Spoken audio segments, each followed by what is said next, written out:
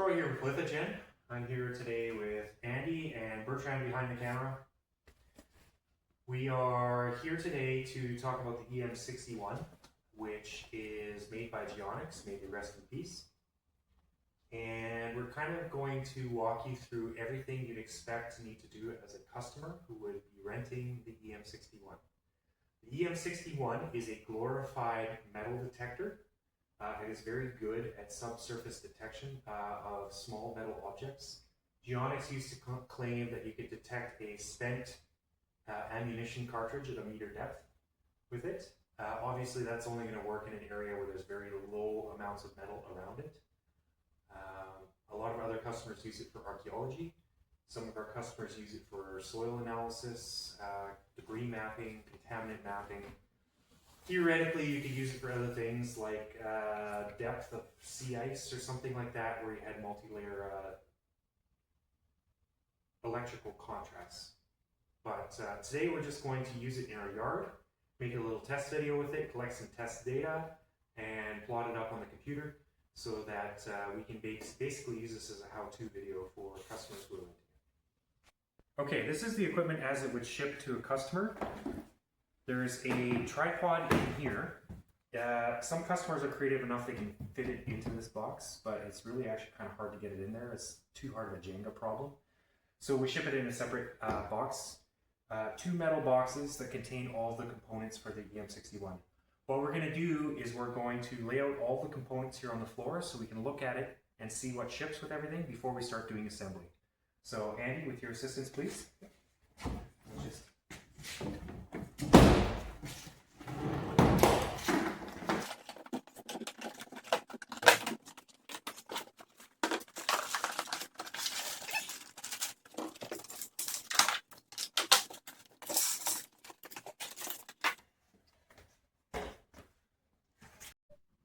Alright, so we've unpacked everything.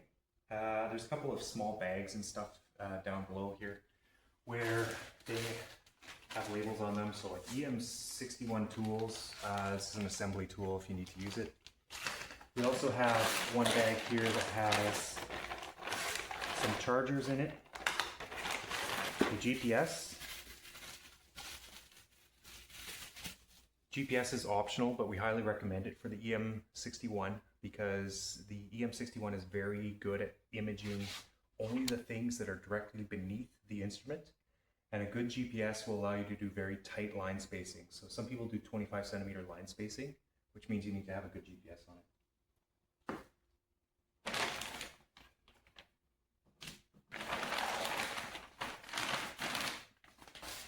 It's also a data logging tablet that's in here. We usually ship something like the Juniper Systems Mesa, but it could be any Windows tablet. Sometimes we use an older Archer 2. The software is fundamentally the same.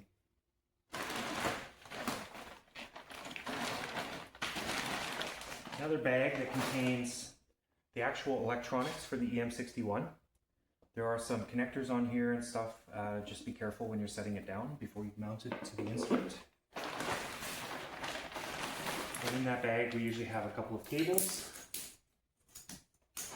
that are needed to assemble the instrument.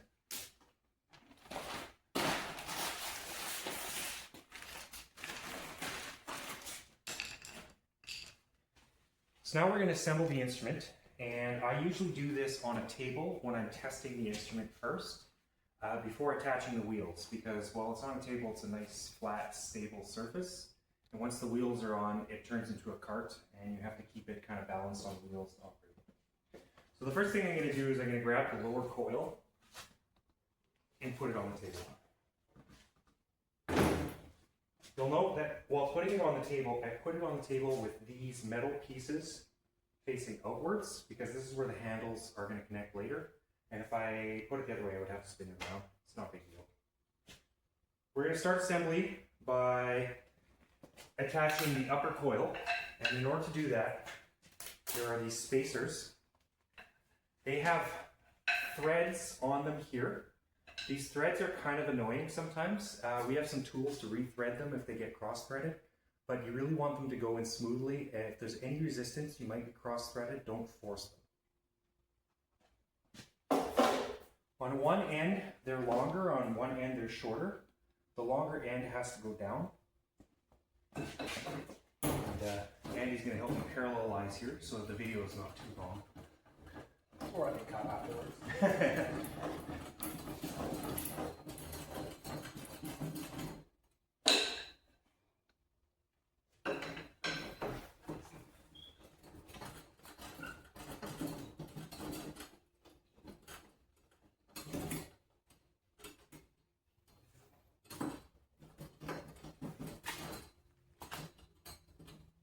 Facing a little resistance there.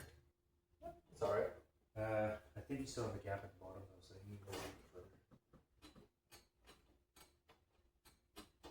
Going to be a level surface for the next coil. Yeah.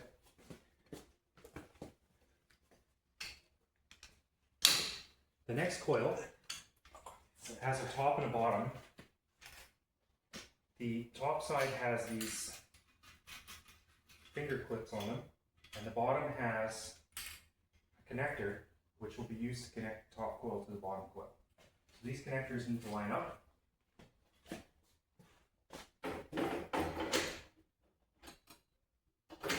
And again, be gentle with these, you don't want to cross thread them.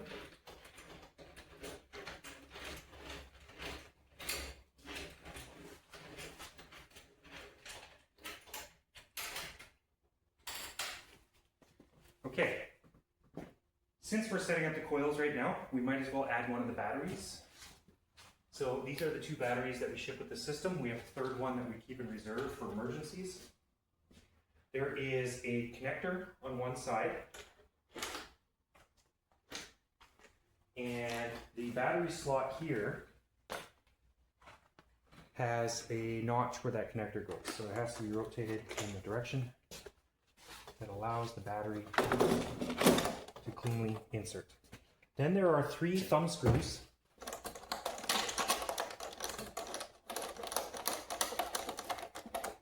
which just keep the battery from rattling around while they're in there.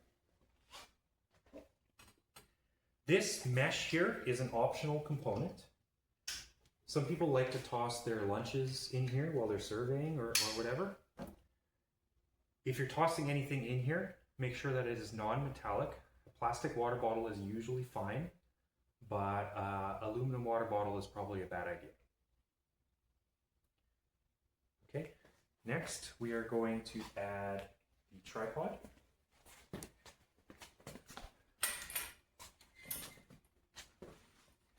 Tripod has 3 clamps on the bottom. And if you've used Geonics equipment before, you'll recognize these clamps. They're also present on the EM31, on the boom arms.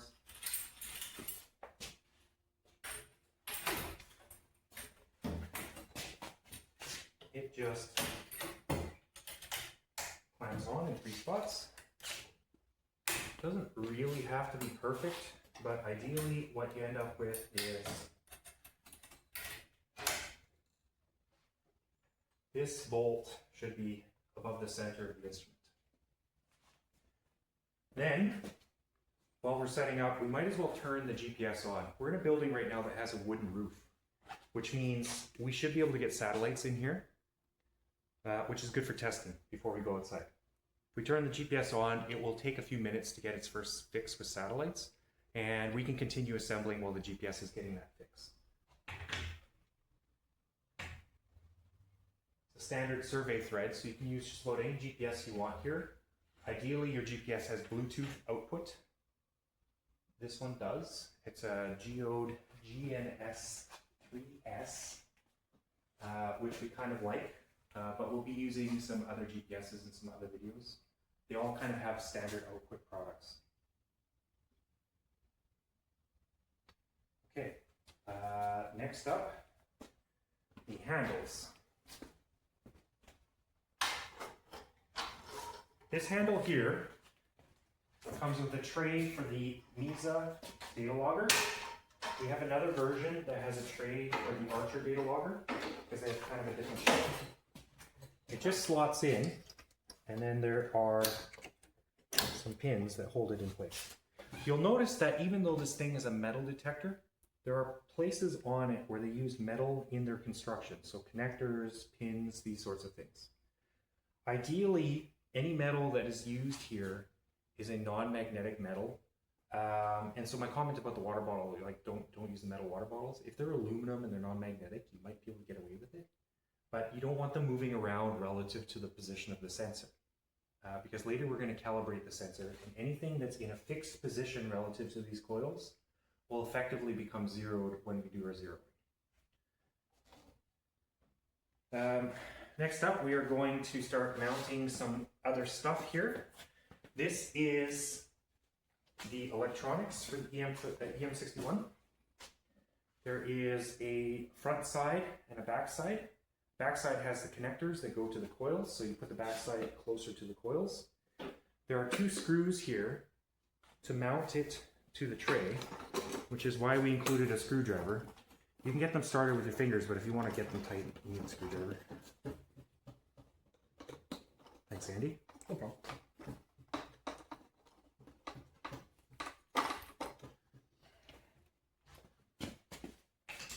Next up, we're going to do a couple of cable connections.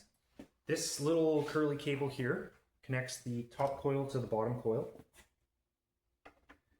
And you can usually find the notch on here pretty easily just by rotating it.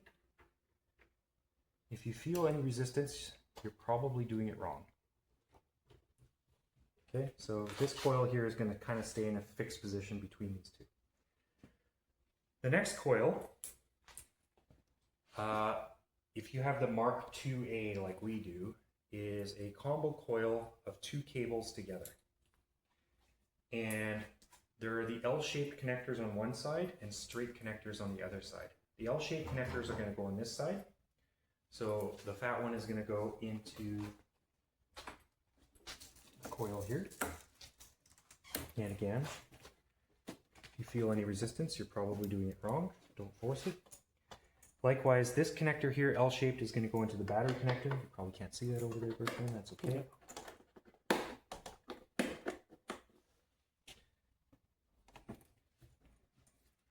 And then on this side, there's always some confusion here because these 2 connectors are the same size. But you'll note that this is a male connector and a male connector, so you don't put those 2 together. You put male and female. If you put the male to male, you might bend some pins and damage the connectors, so it's a little bit dangerous to do that. There's also a smaller connector with 3 pins, and you'll notice that there's no connector on the back here with 3 pins. It is actually on the underside below here. And that's for historical reasons. Lastly, this particular version doesn't have the Bluetooth chip enabled inside here. So we have to use a cable between here and the data logger. If you have a newer version of this with the Bluetooth module installed, then you can skip this cable and instead use a Bluetooth connection. But ours uses a cable.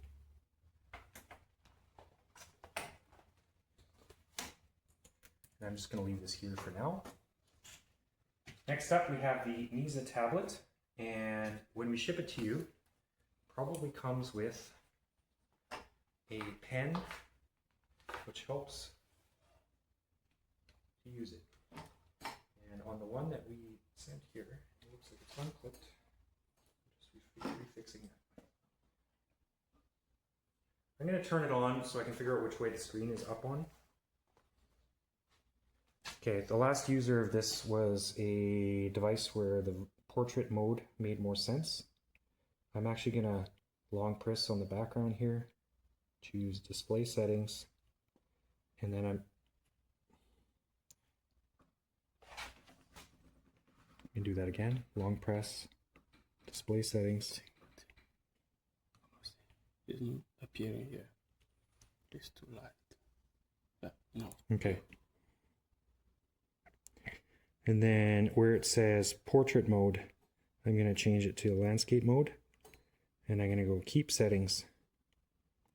And now it is in this mode, which works better for this instrument when mounted on this tray. This one has some Velcro on the back, so it's kind of a little bit annoying to slide in here, but it should work.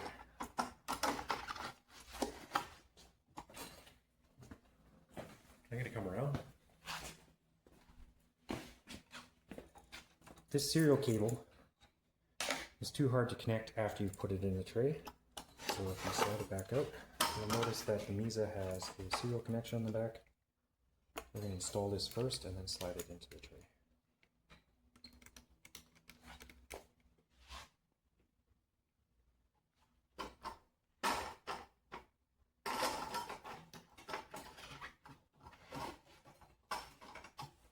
If you get it in far enough, there's a locking pin here, and if you just rotate the pin, it will lock it in place so that it can't slide out.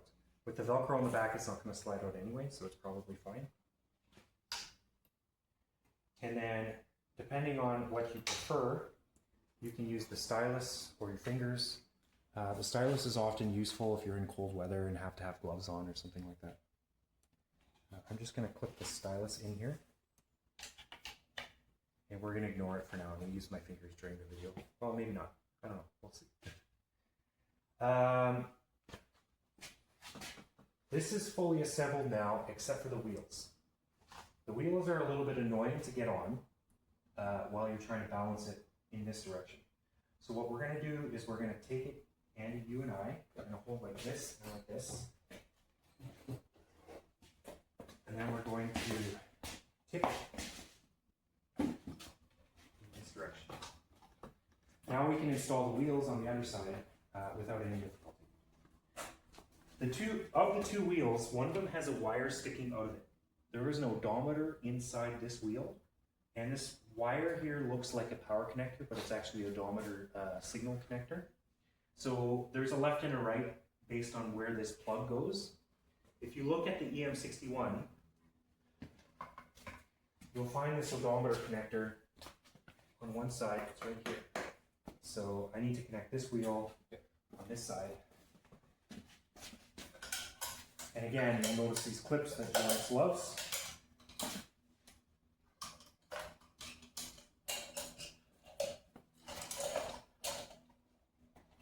Sometimes you need to rock the wheel a little bit to get it to pop over.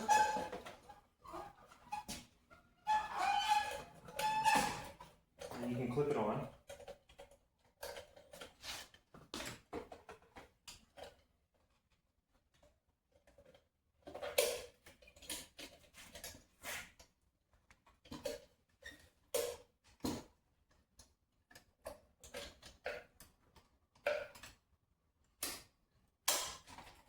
Alright, locked and loaded. And then I'm just going to attach the odometer here. We don't really need the odometer because we're using the GPS, but I'm just kind of attaching it out of old school habit here. If you're doing a manual grid where you laid everything else out with tape measure prior, then the odometer would be more important. Okay.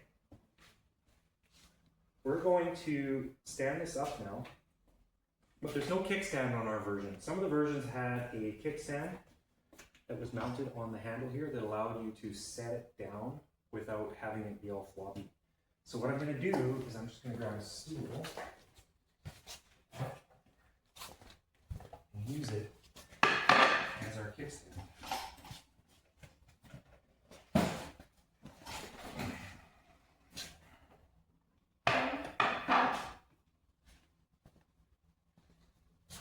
If you're doing something like this, just kind of be careful. Like there's a connector on the bottom here, and you don't want to crush that connector. So we are actually ready now to talk about how to turn this thing on and what software to use, configuring the Bluetooth, that sort of thing. I'm just going to take a quick break, and we're going to move the stuff that we didn't use to the side to give us a little bit more floor space.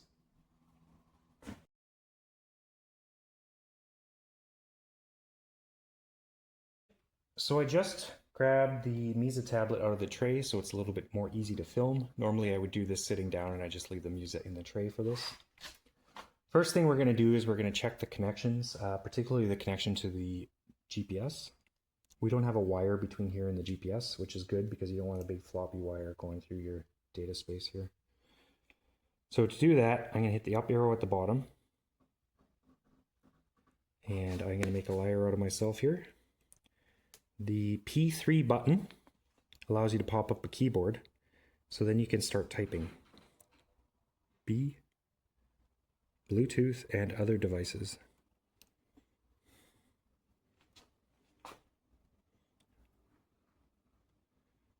Right now, this thing is paired with a previous EM38. We're going to remove this. Bluetooth is turned off. Dunk. There we go. Remove device. The reason we remove the old devices is so that we don't get tripped up over COM port numbers. Then we're going to hit add Bluetooth device. And it's going to be a Bluetooth device. And ideally what's going to happen is we're going to see a geode with the serial number that matches the device that's sitting up on the pole there. It might take a second. Sometimes it says unknown device for a minute and then it will resolve.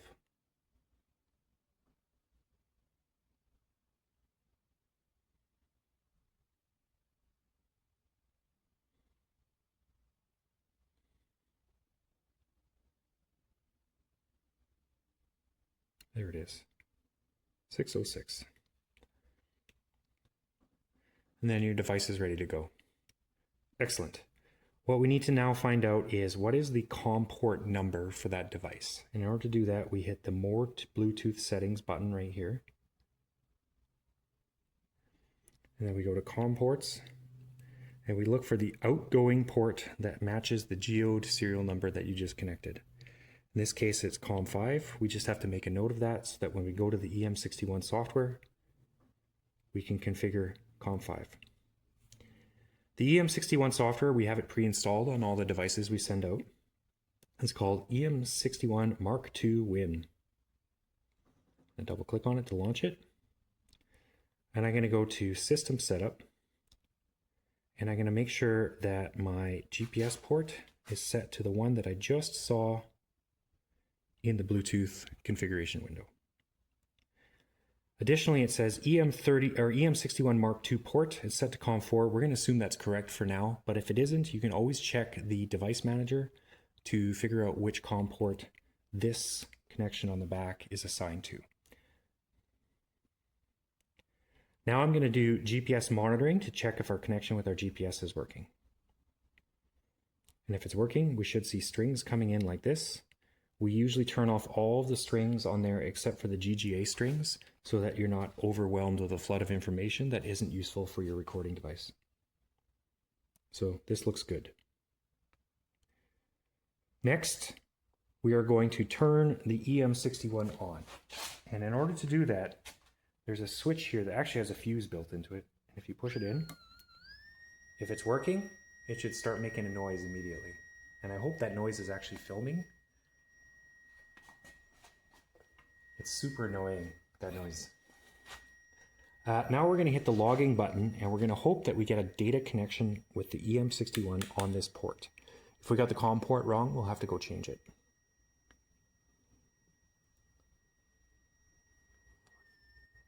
Okay, yeah, it's working because you could hear the tone shift when it was making the connection.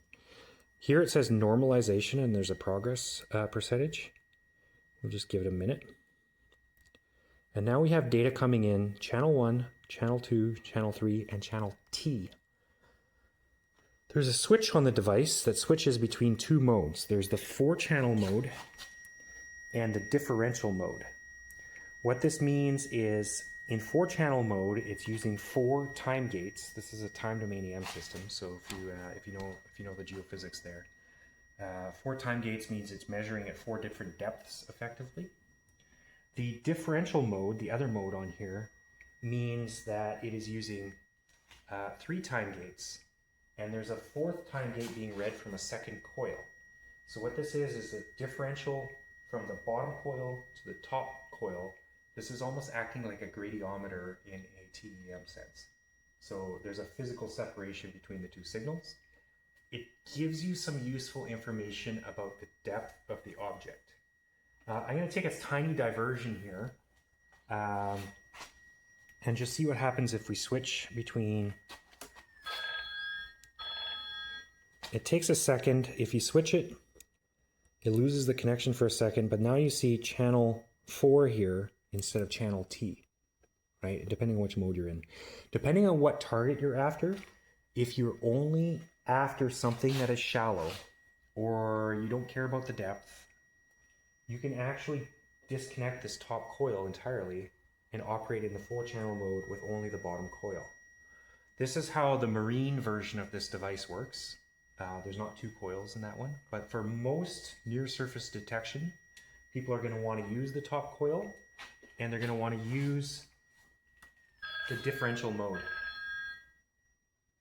So you want the channel T.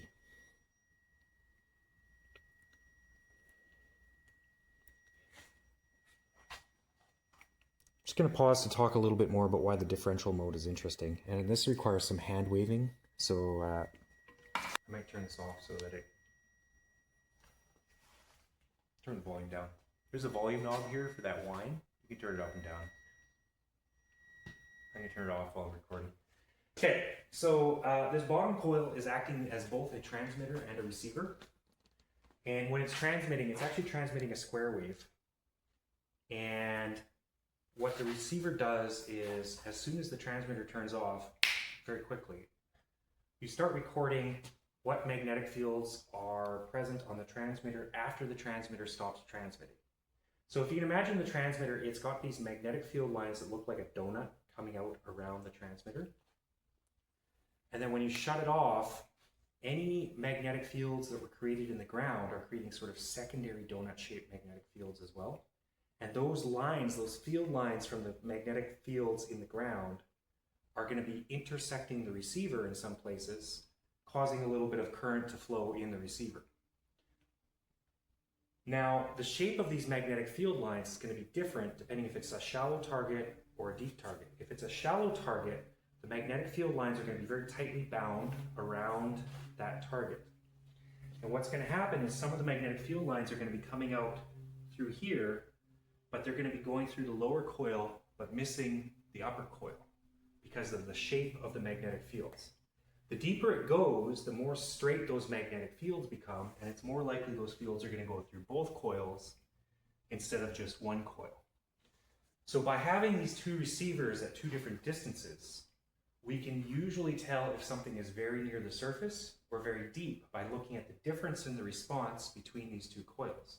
And that's a unique feature of the EM61, and probably what made this thing the most famous device for unexploded ordnance probably in history.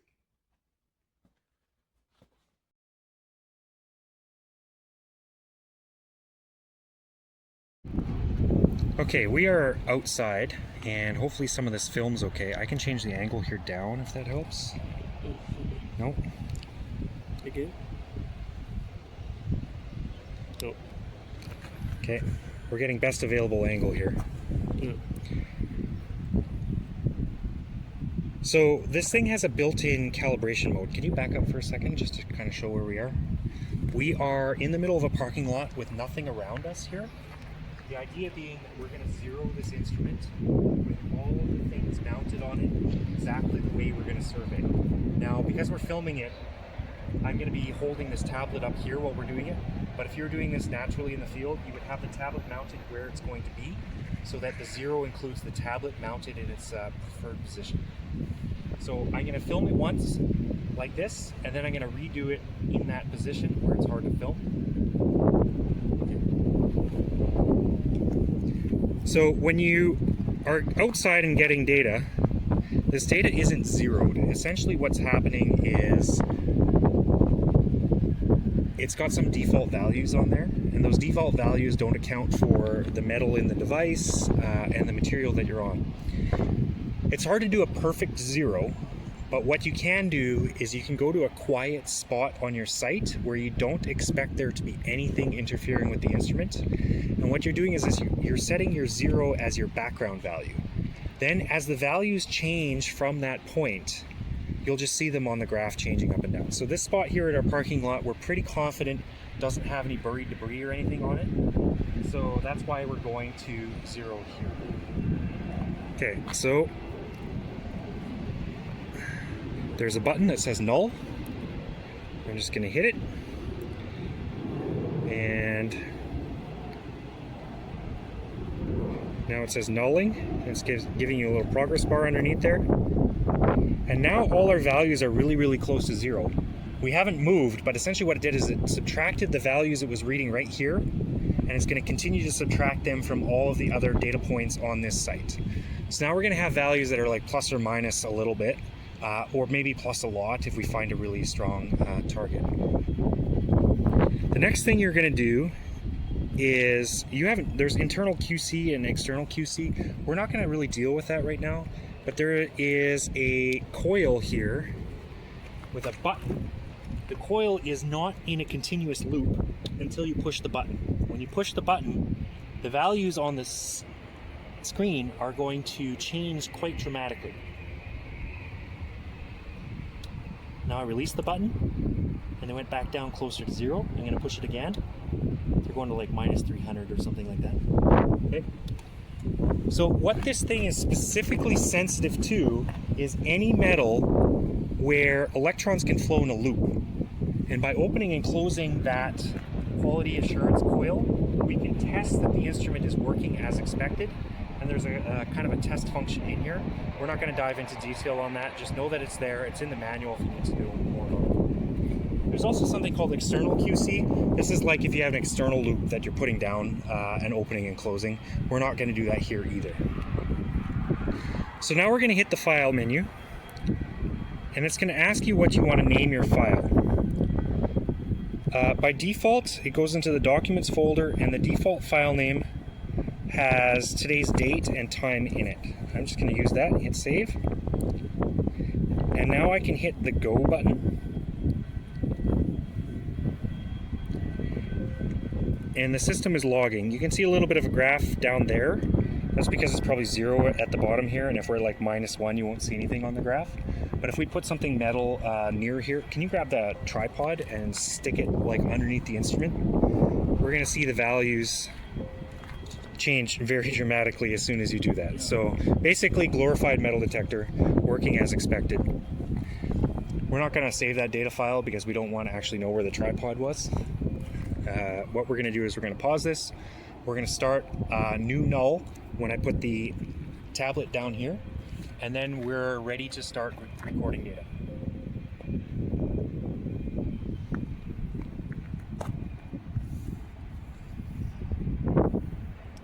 Just put this in here.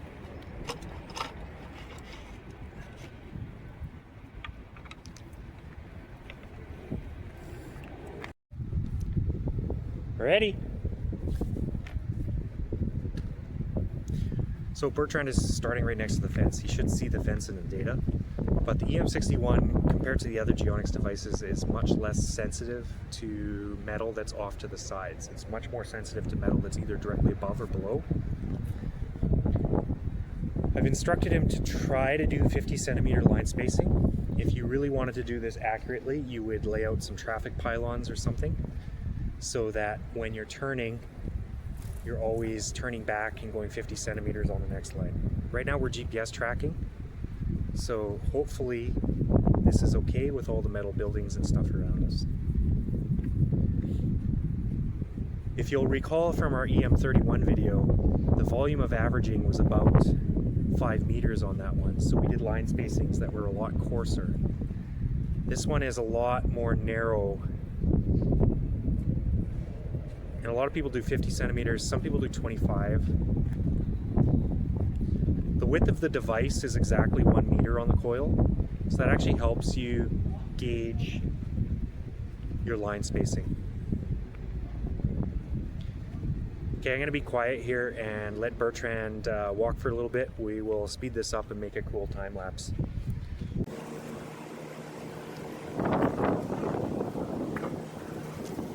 Like a GPS on the tablet that you can see. No, they made a version called Nav61, which included your GPS tracks. We don't have a copy of that. It was a few $1,000s extra, and the default software does mostly what we want it to do. Some people will take like a Garmin or something and just strap it to the handle. As long as you null with it there, it's usually okay. I see, yeah. Yeah. Because again, like the system's really sensitive to things that are above or below it. Yeah. But like by the time you're at Bertrand's hands there, it's largely insensitive to it. So you can strap a GPS there and it's pretty good. Yeah.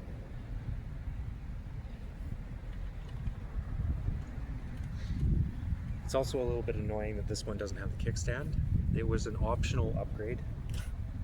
And it's just a piece of metal, right? Yeah. But when you're choosing your pieces of metal to make the handles and stuff like that, you should be using stainless steel and things like that don't conduct electricity. The main problem is that if you have a loop of metal, then the loop shows up in your data. If you have a U-shaped piece of metal, it doesn't show up as much, right? So that handle that's made out of stainless steel is pretty much okay for it because it's not a connected loop. But as soon as you put that kickstand on there, you know now you have a loop at the top part of the handle, and you have to kind of it's harder to know because now you have like a total current Yeah. loop. Yeah.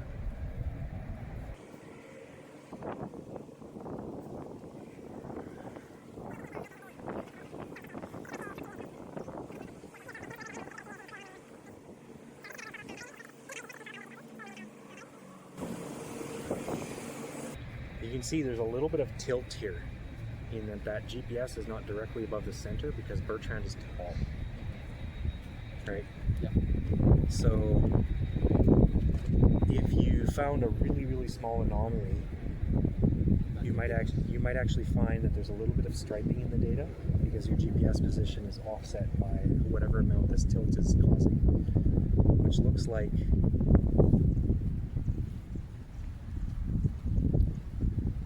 10 centimeters, kind of. The GPS is 10 centimeters ahead of the device. It's also a very fine grid though. But this is very typical for EM61 grids. So do people use like a RTK? Yes. Okay. So if you're using RTK though, whatever you mount on there, like if we put our MLids on there, we have to make sure that they have a Bluetooth output. And the reason is our console only has one serial input port.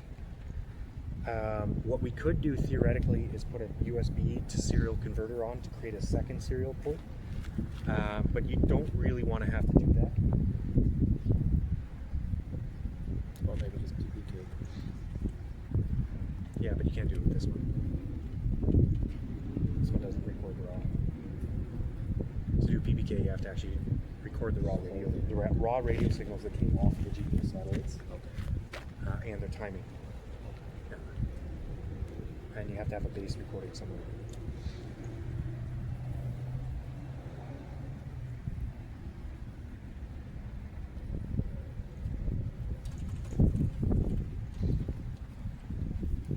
I think RTK is usually fine, especially if you have a known base location, but even if you don't, it's going to be better than the DGPS that's on there. Yep.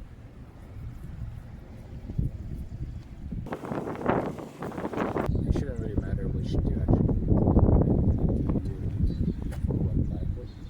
Yeah, it should be fine. I don't know anyone who backs up on their lines.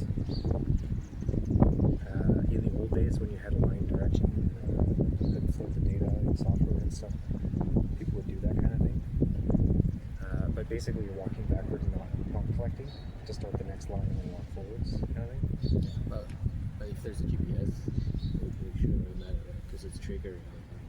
No, but okay, the reason you wouldn't want to do it here, maybe you could, actually. It's saying because of the GPS offset here is 10 centimeters ahead of his travel direction. So if we want to adjust that, it's going to be constant in his travel direction.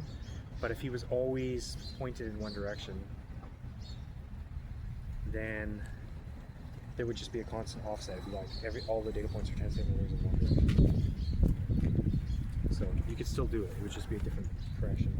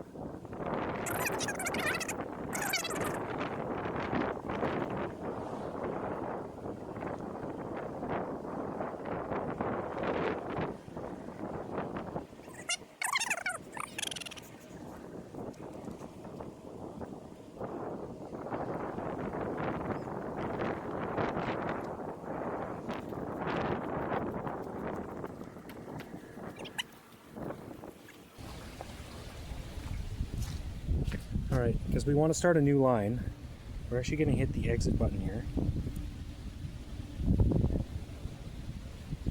We're going to confirm exit, yes. This is not filming very well. And then we're going to hit logging again, but we're going to switch this switch to the 4-channel mode. It complains for a second, now it's in 4-channel mode. It's doing the normalization. This is actually a terrible place to do normalization because we're on the top of the rebar. So let's actually go back to the center of that lot there and do the normalization. Okay. This is path number 2. We're now re-recording, but in 4-channel mode instead of in differential mode. So now there's 4 time gates on the recorder. The top coil is still there, but it's not really doing anything. I mean, other than holding up the tripod for the GPS. The tripod doesn't fit on the lower coil, annoyingly.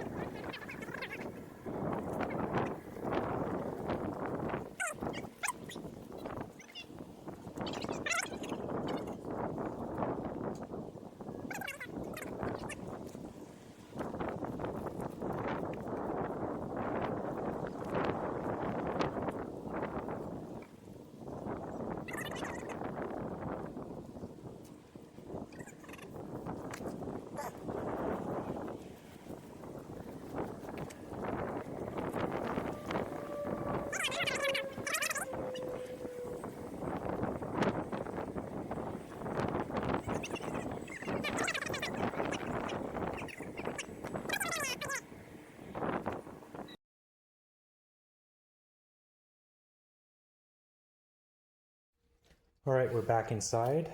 We just finished collecting. It's showing the data on the screen and the numbers are still here. Everything is turned on. What we're gonna do is we're just gonna hit exit, confirm exit, and we can close this program. And on the EM61, we're actually gonna shut it off, and that's just pulling this out. And if one of you guys can turn the GPS off too, we'll save some battery there. There's a USB port on the side here, and USB sticks, we usually include just a basic like Staples USB stick in here. USB has the magical property of being able to get it wrong 3 times and manage to get it right the first time.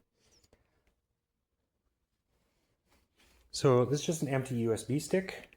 What we're going to do is we're going to go to the documents folder where we saved our data. We're just going to select all of the files here, only the EM61 files. We're going to hit cut, and then we're going to go to the USB stick and hit paste.